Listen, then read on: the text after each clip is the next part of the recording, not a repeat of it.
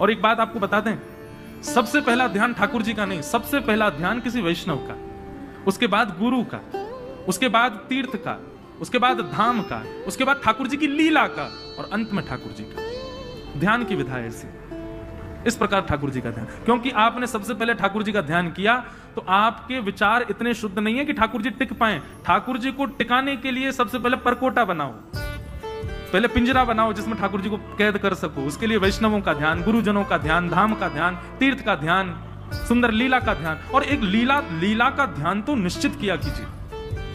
हम कथा में लीला सुनाते हैं ठाकुर जी की, उस लीला को सुन करके अपने चित्त में विराजमान कर लो, और जब कभी भी बैठो नेत्र बंद करके उस लीला का चिंतन करो। लीला के चिंतन से क्या होता है, आपका मन एकाग्र रहता है, वो भटकता नहीं है। जैसे कि हमारे वृंदावन की एक सुंदर छोटी सी लीला सुनाऊं। कुंज में ठाकुर जी किशोरी जी के साथ में क्रीड़ा कर रहे हैं, और क्रीड़ा में क्या कर रहे हैं, बोले छुपन छुपाई खेल रहे हैं, दुबका दाई खेल रहे हैं। किशोरी जी दुबक जाती हैं, फिर ठाकुर जी उनको ढूंढते हैं। लेकिन जैसे ही ठाकुर जी ढूंढने के लिए गिनती करते हैं, 1 2 3 4 5, किशोरी जी अब दौड़ रही हैं। सखियां सब आ जाती हैं ठाकुर जी के पास, ठाकुर जी से आके कहती हैं, सुनो। बोले हाँ। आपको किशोरी जी दिख जाएं कि वहां छुपी हुई है, फिर भी अनदेखा कर देना। क्यों? आपको हारना है।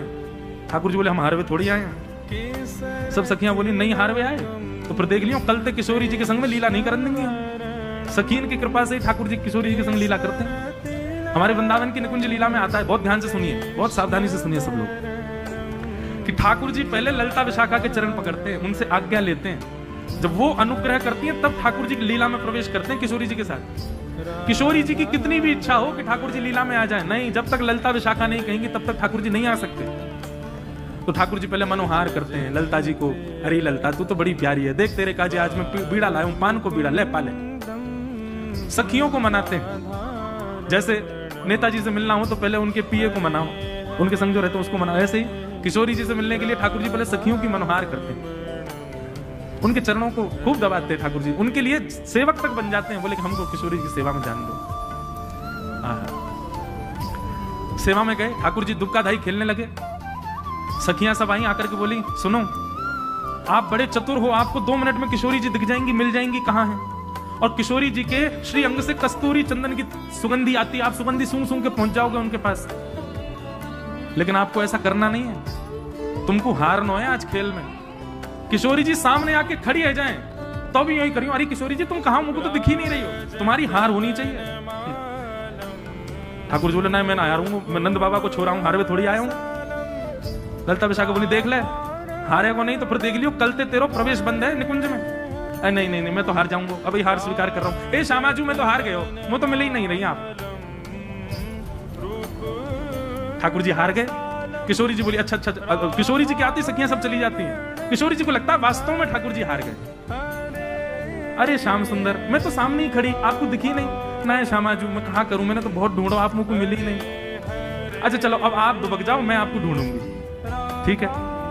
अब किशोरी जी गिनती करें 1 2 3 4, ठाकुर जी भाग रहे हैं ऊपर कदम के ऊपर। ललिता विशाखा बोली नीचे आओ। ऊपर क्यों गए? अरे तो दुबकूंगा ना मैं।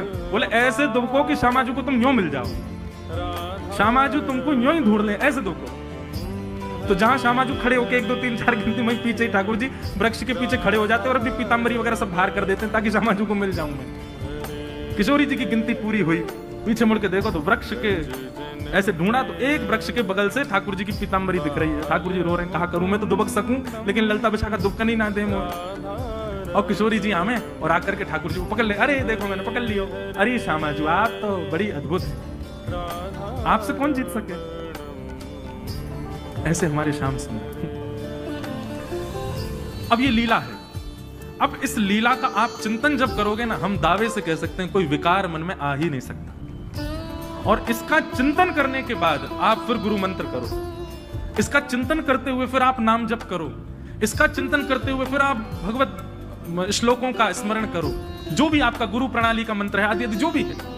ऐसा चिंतन करके जब आप सेवा में बैठेंगे आपका ध्यान भंग नहीं हो सकता, आपके ध्यान में कोई विकार आ ही नहीं सकता। इसलिए लीला का ध्यान, सबसे पहला किसी वैष्णव का ध्यान, गुरुजनों का ध्यान, संतों का ध्यान, धाम का ध्यान, फिर लीला का ध्यान, और इन सब का ध्यान करने के बाद अंत में श्याम सुंदर का ध्यान। श्याम सुंदर से पहले किशोरी जी का ध्यान। आपका ध्यान इतना प्रबल हो जाएगा महाराज, आज आप नेत्र बंद करेंगे ना, हम विश्वास करके कहते हैं 1 मिनट के अंदर कोई विकार दिखेगा आपको, अपने नेत्रों के अंदर ही कोई दूषितता दिखने लग जाएगी। पर लीला, गुरुजन और इस प्रकार की जो प्रणाली हमने 6 लोगों की बताई, इस प्रकार से जब आप ध्यान करोगे 2 घंटे तक नेत्र बंद करके बैठे रहना, कोई विकार नहीं आ सकता, क्योंकि आपने एक सिक्योरिटी बना ली। अब वैष्णव, गुरुजन, लीला, धाम, ये सब आप बाहर परकोटा बना करके खड़े हैं, उसके भीतर श्याम सुंदर का ध्यान करोगे तो फिर आपके नेत्रों से ठाकुर जी की छवि ओझल नहीं हो सकती।